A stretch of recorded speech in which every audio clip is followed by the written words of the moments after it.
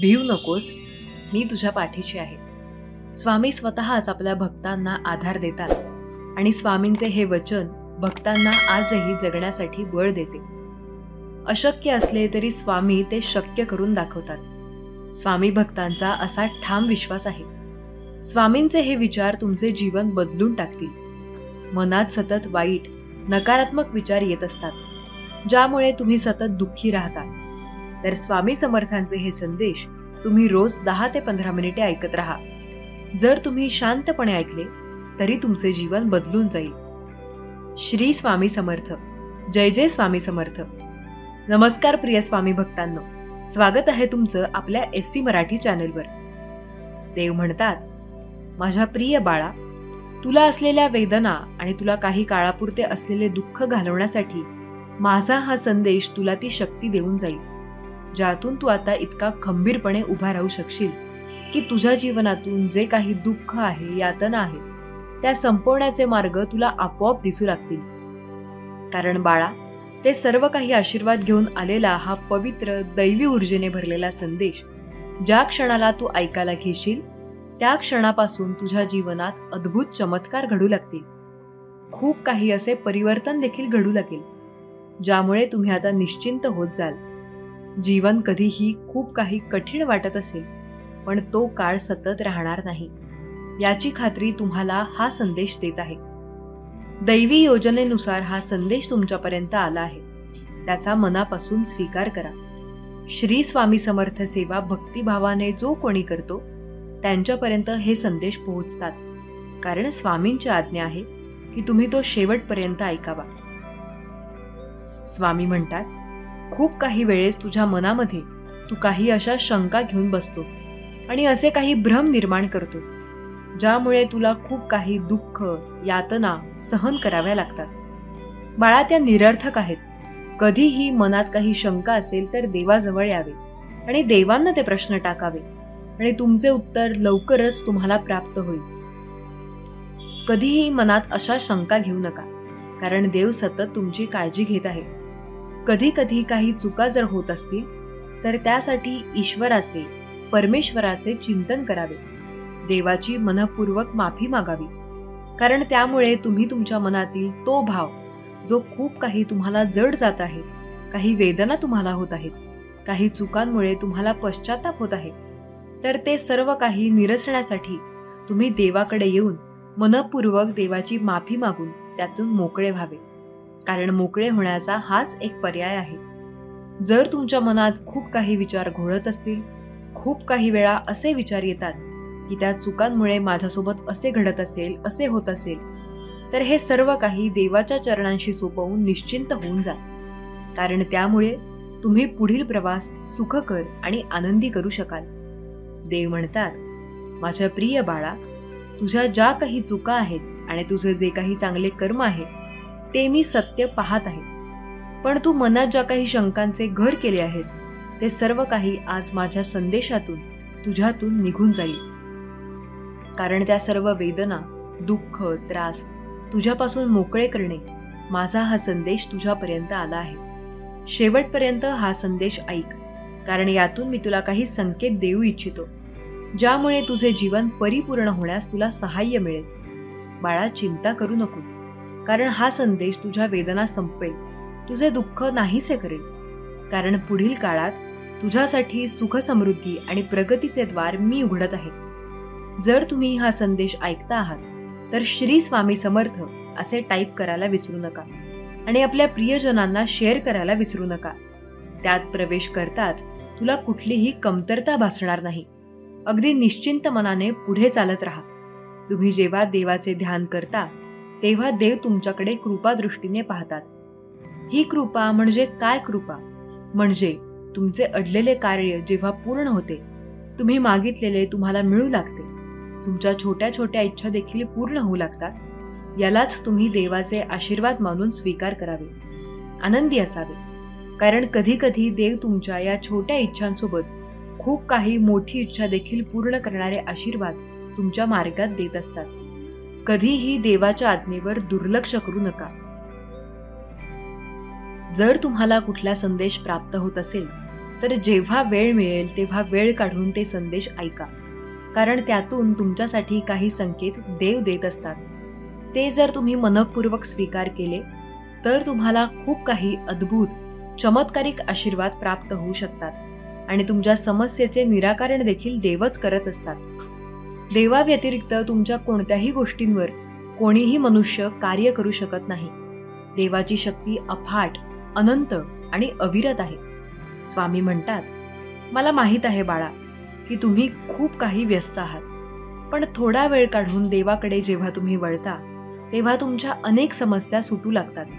तुम्हाला ते मार्ग दिसू लागतात, कारण ते मार्ग दाखवणारे देव तुमच्यापर्यंत ते मार्ग पाठवत आहेत हे विसरू नका. तुमच्या सर्व समस्यांचे निराकरण करणारे आशीर्वाद चमत्कारिक रूपात तुमच्या पुढे येत आहेत. ते मनपूर्वक स्वीकार करा. जर तुम्ही हा संदेश मनाने, श्रद्धेने ऐकला आहे तर तुम्ही परम सौभाग्यशाली आहात, कारण देवाने तुमची निवड करून तुमच्या समस्येचे निराकरण करणारे आशीर्वाद या संदेशाच्या माध्यमातून तुमच्यापर्यंत पाठवले आहेत. आता तुमची चिंता लवकरच दूर होईल. तुम्हाला तो मार्ग दिसू लागेल ज्यात तुम्हाला आनंद, प्रगती, उत्साह आणि खूप काही असे प्राप्त होईल जे तुमच्यासाठी निर्माण केले गेले आहे. ज्यापासून तुम्ही आजपर्यंत दूर होता ते सर्व काही तुम्हाला मिळेल. जर तुम्ही स्वामी शक्तीवर, स्वामींच्या आध्यात्मिक आशीर्वादांवर, चमत्कारांवर विश्वास असेल तर तुमच्यासोबत ते सर्व काही घडताना तुम्हाला अनुभव येऊ लागतील. स्वामी देवांची निरंतर कृपा तुमच्यावर आणि तुमच्या संपूर्ण कुटुंबावर होत आहे याचा अनुभव तुम्हाला नक्कीच येईल. श्री स्वामी समर्थ. जय जय स्वामी समर्थ लिहायला विसरू नका. स्वामी माऊलींची अगाध कृपा तुमच्यावर आणि तुमच्या संपूर्ण कुटुंबावर राहो. स्वामी माऊली तुमच्या प्रत्येक इच्छेला आशीर्वादित करोत आणि तुमच्या मुलाबाळांना, कुठल्याही समस्यांना ते मार्ग सापडोत आणि त्यांची प्रगती उत्तम मार्गावर होऊ देत. ही स्वामींच्या चरणी प्रार्थना. ही प्रार्थना केलेली सेवा स्वामींचरणी अर्पण करते. भक्ती निरागस आणि एकनिष्ठ असावी. मंगला नावाची एक गर्भवती स्त्री होती. तिचं हे तिसरं बाळ होतं. ती शरीराने अगदी अशक्त झाली होती. तिचा नवरा दिवसभर शेतात राबायचा. घराची सर्व व्यवस्था व तिची काळजी तिची 10 वर्षांची मुलगी गौरी पाहायची. गौरी अल्पवयीन असली तरी समजदार होती. ती सकाळी उठून झाडलोट करायची, स्वयंपाक करायची. तिने केलेली भाकरी घेऊन तिचे बाबा शेतात जायचे. मग ती आपल्या छोट्या भावाला तयार करून जेवण करून शाळेत सोडायची. थोडक्यात ती घराची सर्व व्यवस्था नीट पाहायची. पण या कामामुळे गौरी फार दमायची. एक दिवस फार दमलेली असतानाच तिला पीठ दळून स्वयंपाक करायचा होता. तिला फार झोप येत होती. ती कळकळून स्वामी आजोबांची आठवण करते. तिला तिच्या आईने सांगितले होते की स्वामी आजोबा आपली सर्व काळजी दूर करणार. तितक्यात तिथे एक वृद्ध आजोबा येतात. ते आपली ओळख स्वामी आजोबा म्हणून करून देतात. गोष्टी गोष्टीत आजोबा आणि गौरी सर्व पीठ दळून टाकतात. पण त्यानंतर एकाएकी स्वामी आजोबा तिथून गौरीच्या नकळत निघून जातात. गौरी सगळा वृत्तांत आईला सांगते. मंगलाला वाटतं आपण मुलांना धीर देण्यासाठी स्वामी आजोबांचं नाव सांगितलं आणि मुलगी खरं समजली. कदाचित श्रमामुळे गौरी उगीचच मनातलं बोलली असावी. त्यानंतर गौरीला जेव्हाही मदत लागायची तेव्हा स्वामी आजोबा यायचे आणि गौरीला मदत करायचे. एकदा गौरीच्या आईला प्रसूती वेदना सुरू होतात. आधीच अशक्त असल्यामुळे हा प्रसंग मंगलला अगदी जीव घेण्यासारखा होता. सुईनबाईने मूल अडलेलं आहे म्हणून देखील सांगितले होते. पण गौरीला ठामपणे विश्वास होता की तिचे आजोबा या प्रसंगातूनही तिच्या आईला आणि होणाऱ्या बाळाला सुखरूप वाचवतील. गौरी गावभर आजोबांना शोधत फिरते, पण कुठेही स्वामी आजोबा तिला भेटत नाहीत. हिरमुसलेली गौरी घरी परत येते. तिथे तिची आई सुखरूप प्रसूत झाल्याचे तिला कळते. त्या स्थानावर स्वामी प्रकट होतात. त्यांना पाहिल्यावर गौरी पटकन आपल्या स्वामी आजोबांना ओळखून जवळ जाते. ती म्हणते, स्वामी आजोबा, तुम्ही कुठे गेला होतात? मी तुम्हाला गावभर शोधले. त्यावर स्वामी आजोबा म्हणतात, अरे मी तर इथेच होतो. मला तुझी काळजी दूर करायची होती. हे ऐकून गौरीचे वडील चाट पडतात. गौरी ज्या स्वामी आजोबांच्या गोष्टी सांगायची ते सर्व खरं होतं. त्यावर स्वामी तिच्या वडिलांना म्हणतात, अरे तुम्ही लोक दुसऱ्याला देवाचा किंवा सद्गुरूचा धीर देता, पण स्वतःचा मात्र त्यावर विश्वास नसतो. तुमच्या मनात संकल्प विकल्प उठतात. देवाने मदत केली तर बरं, नाहीतर आम्हीच काहीतरी करू. पण या मुलांच्या बाबतीत असं नसतं. त्यांना आमच्यावर ठामपणे विश्वास असतो.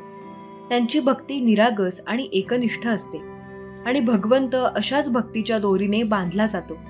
त्याला सर्व कामे टाकून भक्तांसाठी यावे लागते. देवावर विश्वास कसा करावा हे या लहान मुलांपासून मोठ्यांनी शिकावं.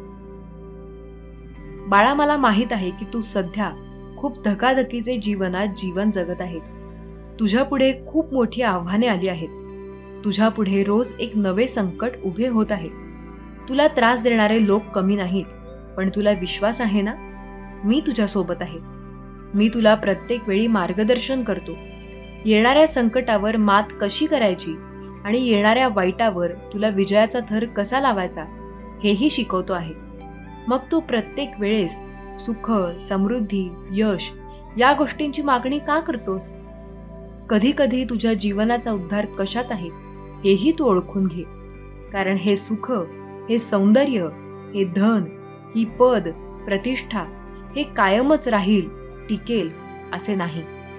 अरे या पृथ्वीवर भले भले आले आणि भले भले रिकामे हाताने गेले. फक्त ज्यांचे नाव राहिले, ज्यांनी जीवनात सत्कर्म केली, ज्यांनी जगाच्या कल्याणाचा विचार केला, त्यांचे नाव कायम असलेले तुला दिसून येईल. भलेही त्यांच्याकडे धन थोडंही नसेल, साठवलेलं नसेल, भले त्यांची कमाई शून्य असेल, परंतु त्यांचे नाव आज जे आहे ते फक्त त्यांच्या वर्तनामुळे घेतले जाते. मग तुझ्याकडे तर राहण्यासाठी घर आहे, झोपण्यासाठी तुला छान झोप येईल असा बेड आहे, खाण्याने पोट भरेल इतकं अन्न आहे, तरीही तू इतकी वणवण का करतोस? अरे कष्ट तर करायलाच हवेत, मेहनत तर घ्यायलाच हवी. परंतु कधी तू तुझ्या मनाचा, कधी तू तुझ्या शरीराचा विचार केला आहेस का? अरे तुझे शरीर खूप थकले आहे, खूप दमले आहे, त्या खूप त्रासासाठी जाणवत आहे, तरीही तू सर्व काही लपवतो आहेस. बाळा, आता थोडं थांब, विचार कर. तू कोणासाठी करतो आहेस, कशासाठी करतो आहेस, आणि तू जे काही केलं आहेस त्याचे मोल तुला नक्की मिळेल काय? अरे तू सर्वांसाठी, तुझ्या मुलासाठी, तुझ्या पत्नीसाठी, तुझ्या पतीसाठी दिवस रात्र मेहनत करून इतकं धन कमावलं आहेस. तू सकाळी उठल्यापासून संध्याकाळी झोपेपर्यंत तू सारखा कष्ट करत आहेस. पण बाळा, ज्या वेळेस तू याच दगडीमधून आजारी पडतो त्यावेळेस खरंच तू कमावलेले सर्व धन तुझ्यावर वापरले जाईल का याचा विचार कर. हे सत्य आहे बाळा. ज्या वेळेस तू आजारी पडशील त्यावेळेस तुला तुझ्या खऱ्या नावाची गरज असेल. त्यावेळेस ते तुझ्यावर खर्च करायचे की नाही याचा विचार करणारेही आणि त्याचा निर्णय घेणारेही दुसरेच असतील. त्यावेळेस तू काहीच करू शकत नाहीस. हे जर तुला पटत असेल तर स्वामी मला तुमचे म्हणणे पटत आहे अशी कमेंट कर. कारण हे जग प्रत्येक जण आपला स्वार्थी विचार करत आहे. आपण जन्म दिलेल्या मुलांना वाढवतो, त्यांचे पालन पोषण केले, त्यांच्या जीवनात सुख समृद्धी आणून दिली. हे तर आपलं कर्तव्य आहे जे आपण पूर्ण केलं. इतरांसाठीचे कर्तव्यही, पण आता तुझ्यासाठीही तू कर्तव्य लागतो हे मात्र ते विसरून गेलास. आता सर्वांसाठी करत आहेस, पण स्वतःसाठी कधी करणार? स्वतःसाठी तू जगणे कधी बघणार? स्वतःकडे पहा. तू काय होतास, काय झालास? स्वामींनी तुला कशासाठी पाठवले आहे? किती वेळा तू देवाची आठवण करतो आहेस? किती वेळ देवाची प्रार्थना करतो आहेस? देवाला रोज गाऱ्हाणे करतोस, परंतु देवाने तुला काय दिले आहे, देवापासून तुला काय मिळाले आहे आणि देव तुला काय देणार आहे याचा विचार केलास का? पण आज करून घे. आणि तुला जर पटत असेल तर नक्की या सेवेत येऊन पहा. फक्त स्वामी सेवा नाही, तुझी ज्या देवावर श्रद्धा आहे तिथे जाऊन पहा. कारण कुठला धर्म तुला हे शिकवणार नाही. अत्याचार कर, धन कमाव, यात तुझे पुण्य आहे असा कुठलाही धर्म सांगत नाही. मी नाराज नाही की तू माझ्यापासून दूर गेलास. फक्त माझी हीच इच्छा आहे की तू कुठेही कसाही जा, परंतु आनंदात, सुखात राहा. आणि तुझ्या जीवनाचा उद्धार करण्यात मी गुंतलो आहे. मी तुझी आई आहे. तुझ्यावर येणारी संकटे, तुझ्यावर होणारे आघात मला पचत नाहीत. म्हणून मी तुला आज तुझ्या जीवनाचे जे सत्य आहे त्याची उजळणी करून देत आहे. ते सर्व पाहून घे. हे जग खूप अवाढव्य पसरलेले आहे. त्या जगामध्ये आपण एक मुंगीच्या एवढे आहोत हे मात्र तू ओळख. कारण जर हे तू ओळखलं नाहीस तर तुला जीवनाचं सार समजून येणार नाही. म्हणून तू या गोष्टी आजच ओळख. कारण या जगात तू आल्याने फरक पडत नाही. तुझे आई वडील सोडले तर हे जग सर्व काही स्वार्थी आहे. जेव्हा तुझे हातपाय थकतील, जेव्हा तू वृद्ध वयात जाशील, त्यावेळेस तुला तुझे हात पाय दुसऱ्यांकडे वळवावे लागतील. तसे तू वागू नकोस. स्वतःच्या जीवनाची पूर्वपुंजी तू स्वतः करून ठेव. कारण हे जग जोपर्यंत तुझे हातपाय चालतात, जोपर्यंत तुझ्याकडून काही मिळत असेल, जोपर्यंत तुझ्यासोबत पैशांचा संपत्तीचा मोह आहे, तोपर्यंत तुझ्यासोबत राहतील. आणि ज्या वेळेस तुझ्याकडे काहीच नसेल त्यावेळेस तुला हे फेकून देतील. जसा की आंबा आहे तो पिकेपर्यंत ठेवला जातो. पिकल्यानंतर त्यामधील सर्व गर काढून त्यातील कोय आणि वरील साल टाकून देतात. कोय म्हणजे तुझे अंतःकरण आणि वरील साल म्हणजे तुझे जीवन आहे. ते तुला दूर करतील आणि फक्त तुझ्यापासून रसास्वाद ते घेतील. तुझे आणि तुझ्या कोयीचे मन काय झाले याचा मात्र कोणालाही विचार राहणार नाही. त्यामुळे तू स्वतःला ओळख. हे जग कशाचे आहे तू कोणासाठीही झटू नकोस, विसरू नकोस. प्रेम कर, विश्वास ठेव, सर्वांसाठी प्रयत्न करत राहा.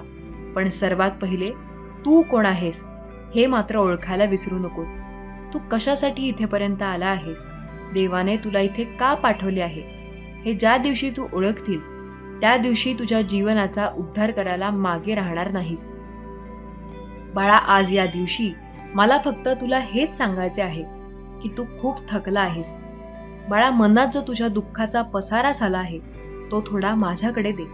मी तुला त्यावर शांत होण्याचे औषध देईन.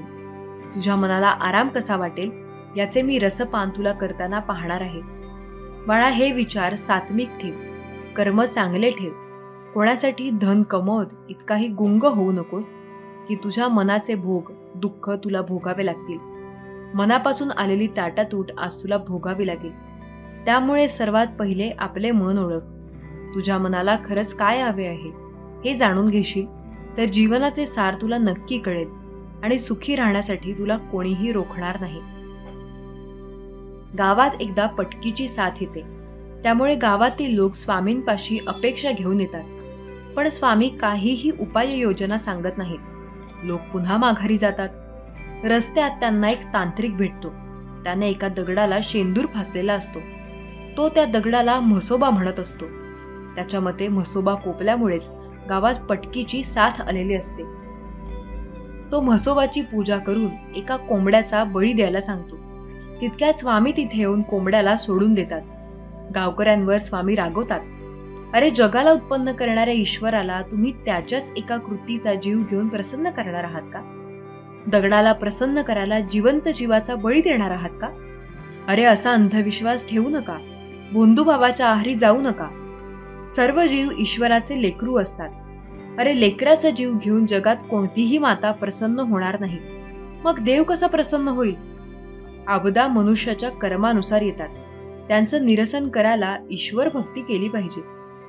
स्वामी आणि गावकरी तांत्रिकाला पिटाळून देतात. स्वामींचा क्रोध अनावर झालेला असतो. कुणीही त्यांच्याजवळ जायला धजत नाही. तेव्हा उपाय म्हणून सदैव भजन करणारी सोनारीण व ढोलकीवर तिला साथ देणाऱ्या इसमाला बोलावण्यात येते. त्यांचे भजन ऐकून स्वामींच्या रागाचे निरसन होते आणि त्यांची चर्या स्मित होते. बाळा, मला माहित आहे की तू सध्या खूप धकाधकीचे जीवनात जगत आहेस. तुझ्या पुढे खूप मोठी आव्हाने आली आहेत. तुझ्या पुढे रोज एक नवे संकट उभे होत आहे. तुला त्रास देणारे लोक कमी नाहीत. पण तुला विश्वास आहे ना? मी तुझ्या सोबत आहे. मी तुला प्रत्येक वेळी मार्गदर्शन करतो. येणाऱ्या संकटावर मात कशी करायची आणि येणाऱ्या त्याच्यावर विजय कसा लावायचा हेही शिकता येतं. मग तू प्रत्येक वेळीस सुख, समृद्धी, यश याच गोष्टींची मागणी का करतोस? कधी कधी तुझ्या जीवनाचा उद्धार कशात आहे हेही तू ओळखून घे. कारण सुख हे सौंदर्य, हे धन, ही पद प्रतिष्ठा हे कायम चिरकाल टिकणारं नाही. अरे या पृथ्वीवर भले भले आले आणि भले भले रिकाम्या हाताने गेले. फक्त ज्यांचे नाव राहिले, ज्यांनी जीवनात सत्कर्म केली, ज्यांनी जगाच्या कल्याणाचा विचार केला, त्यांचे नाव कायम असलेले तुला दिसून येईल. भलेही त्यांच्याकडे धन थोडासाठा कमी असेल, भले त्यांची कमाई शून्यच असेल, परंतु त्यांचे नाव जे आहे ते फक्त त्यांच्या वर्तनाने घेतले जाते. मग तुझ्याकडे तर राहण्यासाठी घर आहे, झोपण्यासाठी तुला छान झोप येईल असा बेड आहे, खाण्याचं पोट भरेल इतकं अन्न आहे, तरीही तू इतकी वणवण का करतोस? अरे कष्ट तर करायला हवी, मेहनत तर घ्यायला हवी, परंतु कधी तू तुझ्या मनाचा, कधी तू तुझ्या शरीराचा विचार केला आहेस का? अरे तुझे शरीर खूप थकले आहे, खूप दमले आहे, त्याला खूप त्रास जाणवत आहे, तरीही तू सर्व काही लपवतो आहेस.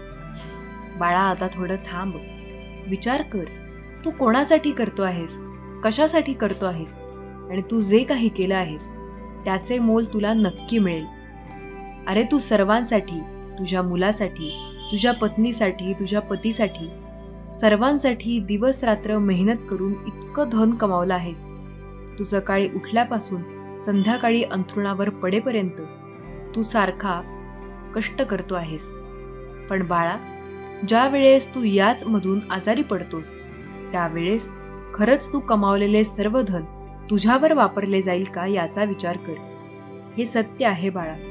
ज्या वेळेस तू आजारी पडशील, त्यावेळेस तुझ्या नावावरची खरीच जेव्हा तुला गरज असेल, त्यावेळेस ते तुझ्यावर खर्च करायचे की नाही याचा विचार करणारे हे आणि त्याचा निर्णय घेणारेही दुसरेच असतील. त्यावेळेस तू काहीच करू शकत नाहीस. हे जर तुला पटत असेल तर स्वामी मला तुमचे म्हणणे पटते आहे अशी कमेंट कर. कारण हे जग प्रत्येक जण आपल्या स्वार्थाचा विचार करत आहे.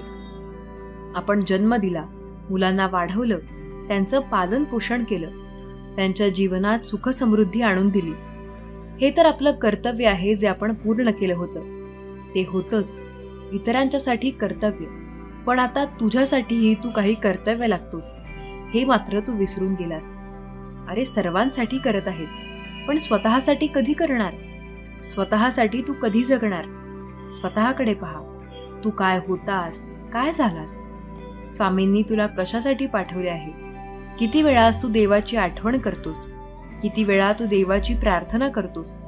देवाला रोज गाऱ्हाणे करतोस, परंतु देवाने तुला काय दिले आहे, देवापासून तुला काय मिळाले आहे आणि देव तुला काय देणार आहे याचा विचार केलास का? पण आज करून घे.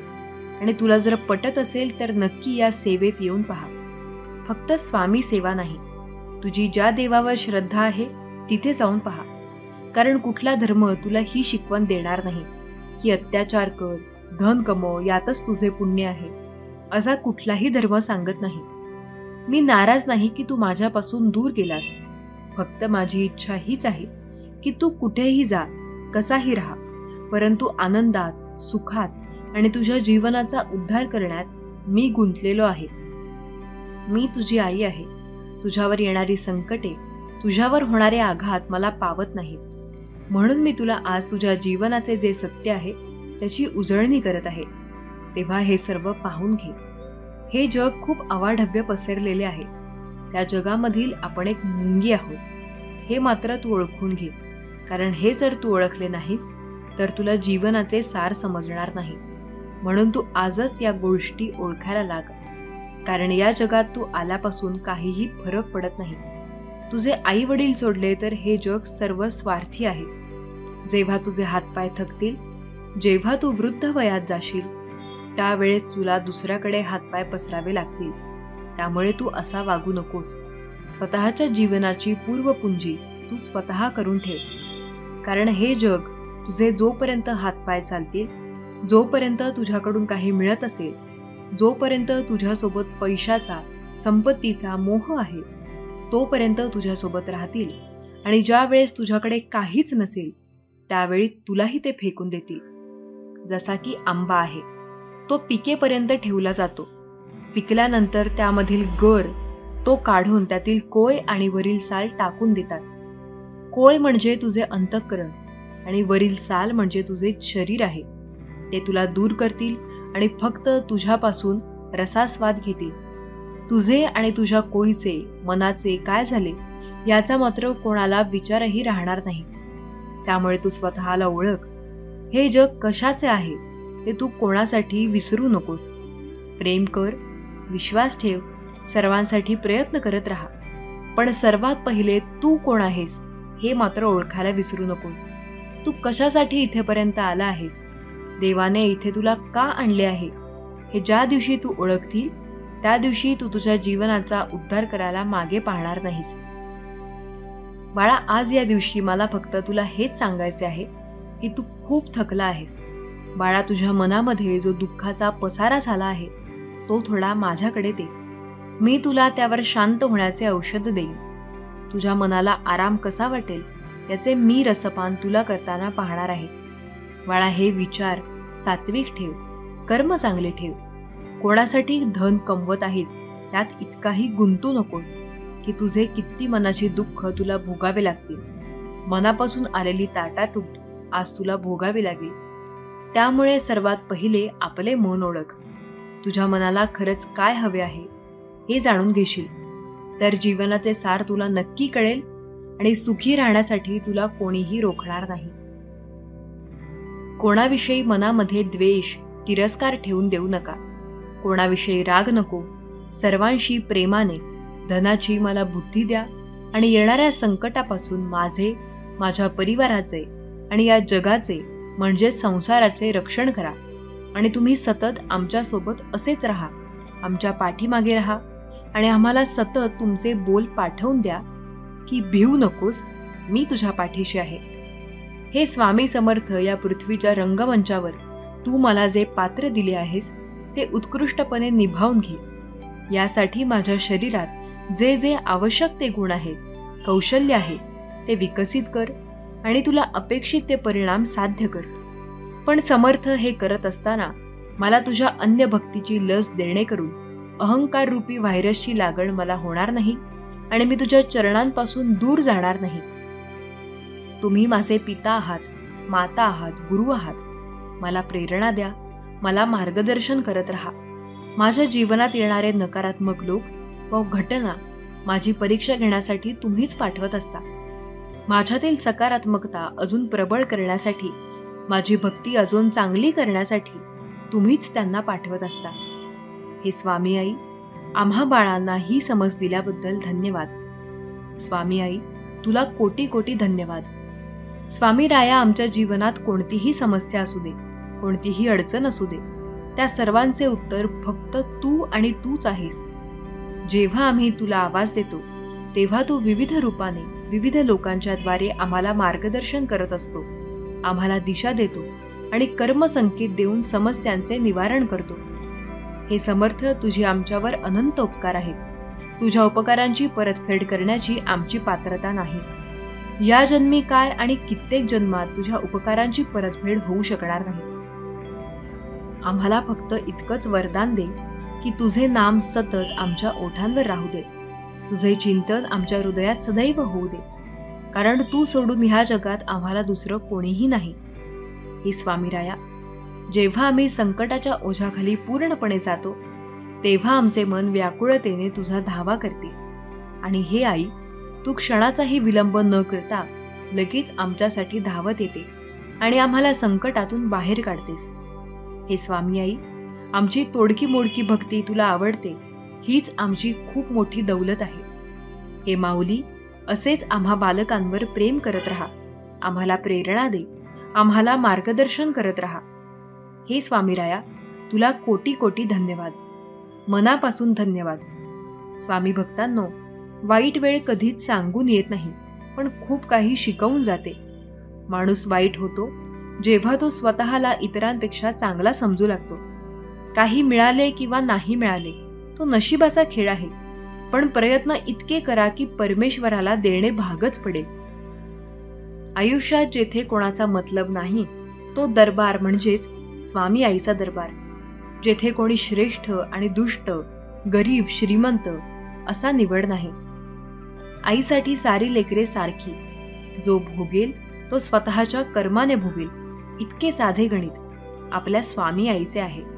स्वतःच्या कर्मासाठी देवाला धारेवर धरू नका, तेवढी आपली कुवत नाही. तुम्ही सहमत असाल तर होय स्वामी आई, मी सहमत आहे असे टाईप करा. दूरवर आकाशात दिसणारी गोष्ट ही नेहमी पृथ्वीवर छोटीशी दिसते आणि ती गोष्ट खूप दूर असेल तर दिसत सुद्धा नाही. आता या संकल्पनेवरून आपल्याला ठरवायचं आहे की आपल्याला दिसणाऱ्या देवाला त्या आकाशात पाहायचं आहे की देवाला विशाल स्वरूपात स्वतःच्या हृदयात पाहायचं आहे. देवाची भक्ती आणि देवाची भीती या दोन्ही गोष्टी मानवाचा उद्धार होण्यासाठी आवश्यक असतात. देव नेहमी आपल्या कामात असतो, रूपात नाही. आणि देवाचे काम हे नेहमी चांगलेच असते, ते वाईट नाही. आयुष्यातील अनेक समस्यांची फक्त 2च कारणे असू शकतात. पहिले म्हणजे आपण विचार न करता कृती करतो आणि कृती करण्याऐवजी फक्त विचार करत बसतो. हो आणि नाही हे 2 छोटे शब्द आहेत, पण ज्याविषयी खूप विचार करावा लागतो. आपण जीवनात बऱ्याच गोष्टी नाही लवकर बोलल्यामुळे आणि हो उशिरा बोलल्यामुळे पाहून दुर्लक्ष करू नका. जर हा स्वामी संदेश तुम्ही आज शेवटपर्यंत पाहिलात तर भाग्यवंत ठराल. एक लक्षात ठेवा, जे लोक देवाकडे दुर्लक्ष करत नाहीत त्यांना दैवी शक्ती कुठल्या ना कुठल्या रूपात मदत करत असते. स्वामी म्हणतात, माझ्यावर विश्वास ठेव, तुझी प्रत्येक इच्छा पूर्ण करायला मी येथे आहे. आयुष्यभर लोक तुम्हाला वेडे बनवतील, तुमचा अनादर करतील, तुमच्याशी वाईट वागतील. ते जे करतात ते देवाला पाहून घेऊ द्या. तुम्ही तुमच्या मनामध्ये द्वेष भावना निर्माण करून पापाचे भागीदार बनू नका, कारण द्वेष तुम्हालाही नष्ट करेल. स्वामी म्हणतात, मला माहीत आहे तुम्ही खूप तणावपूर्ण दिवस पार केले आहेत. तुम्ही खूप संकटातून गेले आहात. आता हे संकटांचा सामना करत आहात. आता तुम्ही माझ्याजवळ धाव घेण्याची गरज आहे. मी तुम्हाला मदत करेन. हार मानण्याची गरज नाही. जो माझी अन्य भावाने भक्ती करतो, माझे स्मरण करतो, त्याच्या जीवनाचे धार आम्ही स्वतः उचलतो. तुम्हाला घाबरण्याचे कारण नाही. या महिन्यांमध्ये तुमचे जीवन पुढील स्तरावर जाणार आहे. तुमच्या जीवनात सुख, समृद्धी, आनंद आणि ऐश्वर्याने भरून जाणार आहे. स्वामींचा हा आशीर्वाद प्राप्त करून घेण्यासाठी आत्ताच आपल्या चॅनलला सबस्क्राईब करा आणि व्हिडिओला लाईक करा. तुमची सर्वात मोठी इच्छा नक्कीच पूर्ण होईल. जेव्हा तुम्ही आयुष्यात स्वतःवर विश्वास ठेवायला शिकता, तेव्हा तुम्ही कधी लढाई स्वतः जिंकलेले असता. ज्यांच्यात हिंमत आहे त्यांनाच या जगात किंमत आहे. खूप जण म्हणतात, माझे आयुष्य खराब चाललेले आहे, माझ्या आयुष्यात खूप अडचणी आहेत. पण आयुष्यातील नकारात्मक आणि वाईट गोष्टी एक एक करून आपण काढून टाकायला सुरुवात केली की आपोआप आयुष्यात चांगल्या गोष्टींसाठी जागा निर्माण होईल. पूर्ण विचार करून पहा. देव म्हणतो, आयुष्यात एक गोष्ट लक्षात ठेवा, इतरांचं चांगलं करण्याचा जो विचार करतो तो नेहमी आयुष्यात खूप सुखी राहतो. माणसं काही लाखात एक असतात, काहींकडे लाख असतील तरी माणसे नसतात. स्वामी बोलतात, मनातील भक्ती ही निस्सीम असायला हवी, बाकी सर्व स्वामी सांभाळून घेतील. आयुष्यामध्ये अडचणी अनंत येतील, ते स्वामी पाहून घेतील. स्वतःवर विश्वास ठेवा, स्वामी नक्की आपली मदत करतील. श्री स्वामी समर्थ महाराजांवर विश्वास ठेवा. बऱ्याच गोष्टी मनाविरुद्ध होतील, त्यात स्वामीच आपली साथ देतील. आपल्याला हव्या त्या गोष्टी मिळवायच्या असतील तर श्री स्वामी समर्थ महाराजांवर विश्वास ठेवायला हवा. आयुष्याच्या प्रत्येक संकटात स्वामीच फक्त आपली साथ देतील. फक्त आपला त्यांच्यावर विश्वास ठेवायला हवा, कारण स्वामींनी आपली साथ कधीही सोडलेली नाही आणि स्वामी आपली साथ कधीही सोडणार नाहीत. जेव्हा आपल्याला गरज असते स्वामींची, तेव्हा स्वामी आपल्या सोबत असतात. स्वामी बोलतात, आयुष्य असं मनसोक्त जगा की शेवटी कावळा नुसता शिवला नाही तर चक्क लोळला पाहिजे. बऱ्याच वेळेला तुम्हाला वाटत असेल की आयुष्यात खूप दुःख आहे, तेव्हा काळजी करू नका. माणसाला जेव्हा जेव्हा गरज पडते ना, तेव्हा तो कावळ्याला सुद्धा इज्जतीने बोलावतो. माणूस हा सर्वात जास्त दलबदलू प्राणी आहे. चांदणं हे अंगणात असतं तेव्हा चांगलं वाटतं, आणि जेव्हा नसतं तेव्हा आपण ते शेजाऱ्यांना काहीही बोलायला असतो. चुकीच्या लोकांची सगळ्यात मोठी ओळख, तुम्ही त्यांना कितीही मान द्या, ते तुम्हाला त्रास देणार.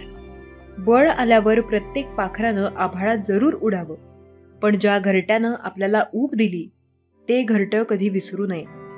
आयुष्यामध्ये जेव्हा वाटेल तेव्हा नक्की तुम्ही पुढे जाल. पण एक गोष्ट लक्षात ठेवा, प्रामाणिकपणा रक्तात असावा लागतो. चांगुलपणाचे ढोंग जास्त दिवस चालत नाही. जर तुम्ही आयुष्यात श्रीमंती जर तुम्हाला मोजायची असेल तर नोटा मोजणे थांबवा, कारण त्यावरून खऱ्या श्रीमंतीचा अंदाज हा लागू शकत नाही.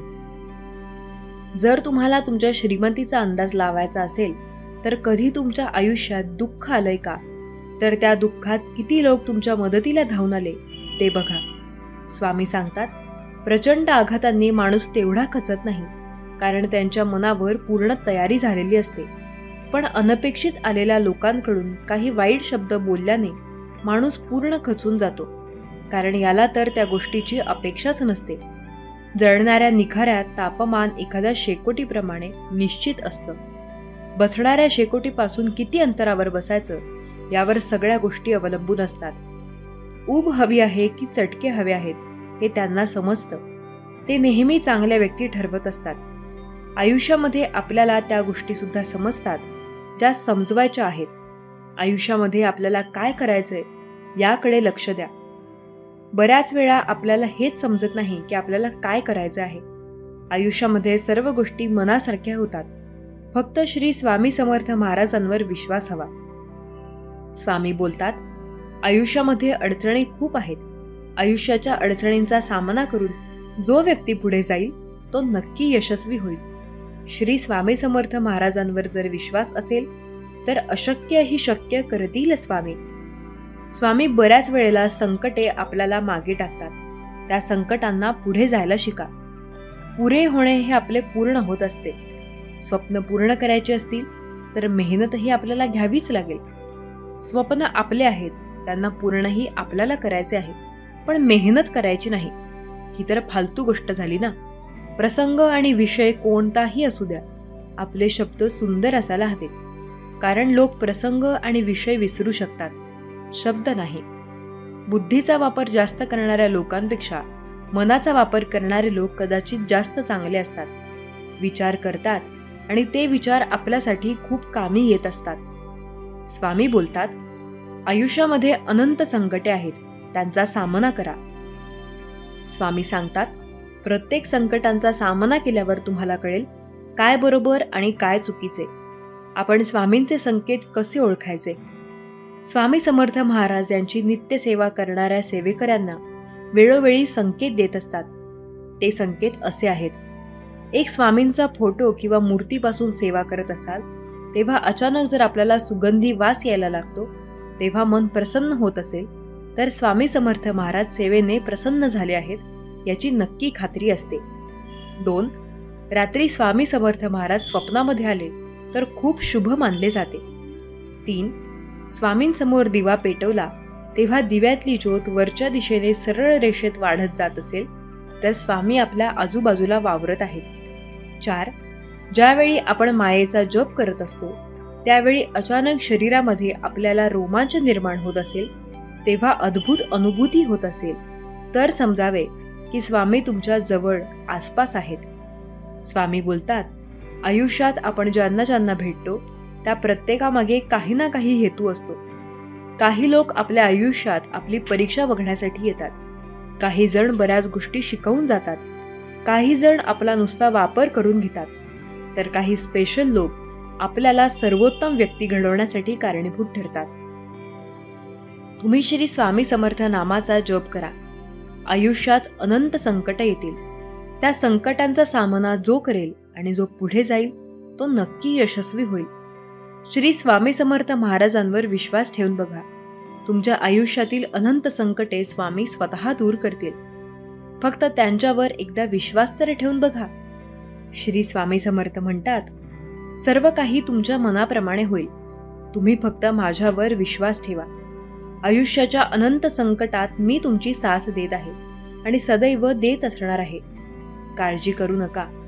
स्वामींनी तेव्हा तुमची साथ द्यायची ठरवली आहे, तेव्हा तुम्हाला काळजी करण्याची गरज नाही. स्वामी तर प्रत्येक वेळेला आपली साथ देत आहेत आणि स्वामी प्रत्येक वेळेला आपली साथ देत असणार आहेत. स्वामी समर्थ महाराजांवर फक्त विश्वास ठेवून तर बघा. आयुष्याच्या अनंत संकटात स्वामींनी आपल्याला साथ दिली आहे आणि स्वामी आपली नक्की साथ देत आहेत. आपला स्वामींवर विश्वास असायला हवा. स्वामी तर सदैव आपली मदत करत असतात. श्री स्वामी समर्थ महाराजांवर आपला विश्वास असेल तर मग स्वामी आपली साथ कधीही देतात. होय, फक्त स्वामी समर्थ महाराजांवर विश्वास ठेवा. आयुष्यात नेहमी आपल्या गोष्टी मनाप्रमाणे होतील. स्वामींवर विश्वास असेल तर सर्व काही शक्य आहे. अशक्य ही शक्य करतील स्वामी. स्वामी बोलतात, मी सदैव सोबत आहे. जर तू माझे नाम जपत असशील तर तुला दर्शन देईल. ठाम राहायला शिकावं. निर्णय चुकला तरी हरकत नाही, पण जो व्यक्ती ठाम राहत नाही तो नेहमी आयुष्यात खूप जास्त खालवर होतो. जे टाळायचे अशक्य आहे ते टाळायला किंवा सहन करायला शक्ती दे. जे शक्य आहे ते साध्य करायला शक्ती दे. माझं काय शक्य आहे ते नेहमी शक्य करायला तू शक्ती दे. स्वामी समर्थ महाराजांवर विश्वास ठेवा. आयुष्याच्या अनंत संकटात सर्व काही बस आयुष्यात शक्य होतं. फक्त श्री स्वामी समर्थ महाराजांवर विश्वास हवा. स्वामी बोलतात, मी तर सदैव तुझ्यासोबत आहे. तू फक्त माझ्यावर विश्वास ठेव. प्रत्येक संकटात तुझी साथ मी देत आहे. तू फक्त श्री स्वामी समर्थ या नामाचा जप कर. होय, जेव्हा तुम्हाला वाटत असेल की कोणी तुमची साथ देत आहे की नाही, तेव्हा स्वामी समर्थ या नामावर विश्वास ठेवा. स्वामी समर्थ या नामाचा जप केल्याने सर्व काही शक्य होतं. आयुष्यात अशक्य असं काहीही नाही. स्वामी समर्थ या नामावर जर आपला विश्वास असेल तर सर्व गोष्टी शक्य होतील. जिथे स्वामी पाय तिथे नेऊ काय. स्वामी नामाचा जप जिथे केला जातो तिथे अशक्यही असं काय. श्री स्वामी समर्थ म्हणा. आयुष्यातील अनंत संकटे स्वामी स्वतः दूर करतील. चांगल्या मनुष्याची पहिली पायरी आणि शेवटची ओळख हीच असते की तो अशा लोकांचाही सन्मान करतो की ज्यांच्याकडून त्याला कधीही सन्मान मिळण्याची अपेक्षा नसते. आयुष्यात बऱ्याच वेळेला संकटे येतील. त्यांचा सामना करा आणि पुढे जा. तुमची संकटे नेहमी कमी होतील. आपण आपल्या आवडीप्रमाणे वागायचं असतं, पण सत्य कधी बदलत नसतं. या गोष्टीवर ठाम राहायचं असतं. नको वाटणारा निर्णय घेण्याची पाळी स्वतःवर आली की स्वतःचा संघर्ष सुरू होतो. बुद्धी कितीही बरोबर सल्ला देत असेल तरी भावनांसमोर झुकत असते. पण जो व्यक्ती या गोष्टींवर आपला पूर्णपणे वर्चस्व गाजवतो तो आयुष्यात नेहमी यशस्वी होतो. अरे, विज्ञानावर विश्वास चांगला आहे, पण त्याच्या कसोटीवर जे सिद्ध होत नाही ते खोटं आहे असं म्हणणं चुकीचं आहे. जिथे विज्ञानाची प्रांत संपते तिथून देवाची प्रांत सुरू होते. तुझं विज्ञान सुद्धा देवानेच बनवलेलं आहे. अरे, कुणालाही जे काही मिळतं ते ईश्वरामुळे मिळतं. ते देणारा माणूस फक्त निमित्त मात्र असतो. म्हणून दानधर्म इत्यादी सत्कर्म केल्याबद्दल गर्व बाळगू नये. मनुष्याला अहंकार नसावा, फक्त समाधान असावं. अरे, या अहंकारामुळेच मनुष्य 84 लक्ष योनी फिरत राहतो. मोक्ष मार्गावर चालायचं असेल तर मनुष्याला अहंकार नसावा. कुणावरही आंधळा विश्वास नको. जोपर्यंत आम्ही आहोत तोपर्यंत कोणीही तुमचं काहीही वाकडं करणार नाही. स्वामी भक्त हो, आजचा स्वामी संदेश कसा वाटला हे आम्हाला कमेंट करून नक्की सांगा. तुमची एक कमेंट आम्हाला असेच नवनवीन स्वामी संदेश बनवण्याची ऊर्जा देते. चला तर मग पुन्हा भेटूयात एक नवीन संदेश घेऊन. श्री स्वामी समर्थ. जय जय स्वामी समर्थ. धन्यवाद.